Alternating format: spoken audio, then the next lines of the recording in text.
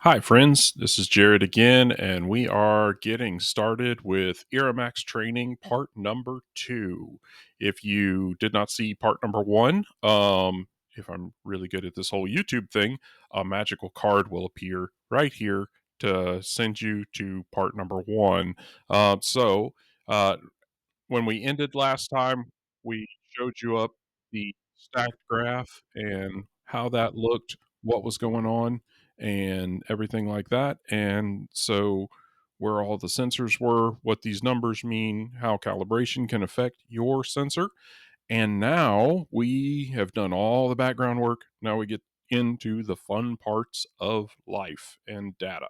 So, what you see in each one of these lines, you see this up and down. And if you look at it, it will correlate with a day.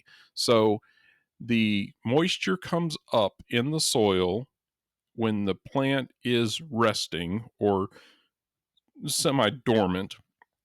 And then as the plant opens up and we have transpiration, we have the plant breathing, we have the plant absorbing moisture, it sucks the moisture down in the bottom of this valley right here at noon. Heat of the day, plant's awake, the sun's out and shining, we're rocking and rolling. Then the plant is going to go back to sleep and the moisture actually starts wicking up from the profile down below. And so we see an increase because or from the side or whatever. It's a sponge effect to create to where you get more moisture around that level. So that's what's going on. This is respiration of the plant. And so we can see the respiration in sensor number 1, sensor 2, sensor 3, sensor 4. And if we throw this horizontal line up right here, we can see just a little bit of respiration, or it's kind of mining some of this moisture up from sensor number 5 down here. So that's what we see with our naked eye. We also see a precipitation event right here with this sharp increase right there. So it's guesstimating it's probably like a tenth of an inch of rain or something like that from what we see here on the graph. But we have these cool analytical tools, and that's what we're going to talk about today. And I'm going to try to slow down because sometimes I can outrun the camera, but hopefully you will be able to see what's happening. So we're going to come down here to event detection, and we're going to click on that. And then we're going to drop down our event detection. Now, if you want to just do root activity, you could do that. If you wanted to just do irrigation, you can do that. I usually do irrigation and root activity because I'd like to see both on my stacked graph. So I go ahead and click that. Now, these are the root activity thresholds. So if you're seeing too much root activity and you know that it's not there, then you can increase this number. If you're not seeing enough root activity and you do see it in some places, you can decrease the number to show more root activity, and it picks up smaller variances in the ebb and flow of the lines here. Irrigation thresholds are very similar. If you're not seeing enough irrigation and you know that there's more there, or you can obviously see this rain event and it's not reflecting like you want it to reflect, you can fix that too. Like I said in the last video, the cool thing about Irrimax is you have all the power in the world. The downside to Irrimax is you have all the power in the world. So, uh, with great power comes great responsibility. So we're going to change a few of these numbers, and then we're going to click OK.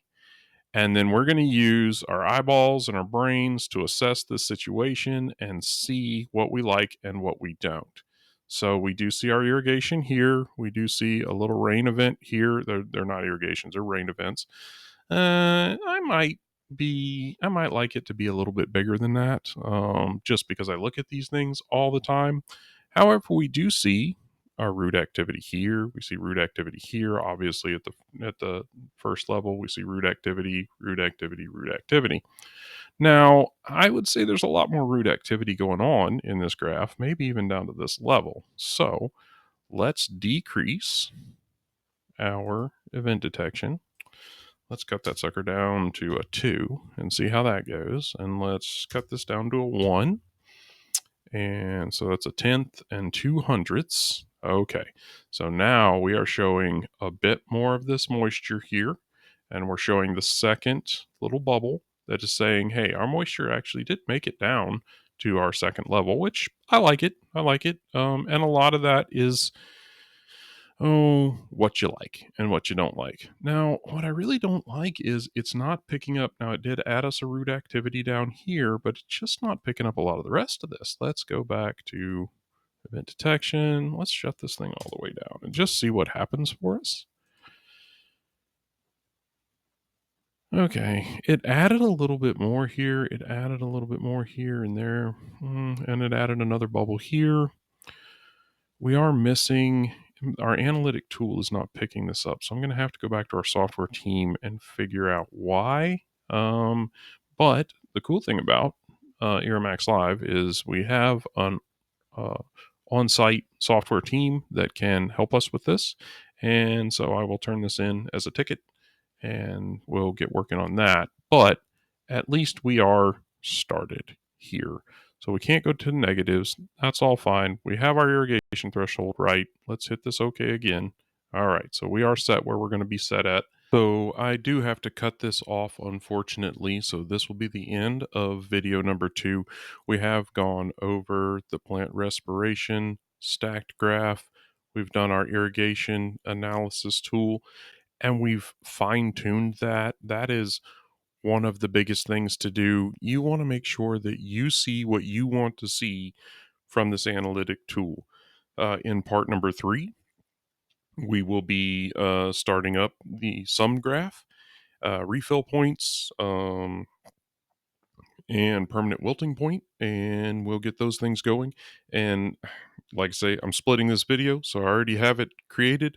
All I have to do is put the details on it and finish it up. So you should see that yet today as well. Thanks so much, and keep tuning in and learning more. Ask me any questions. More than happy to answer questions. Shoot me an email, and hope to hear from you soon. Thanks. Bye.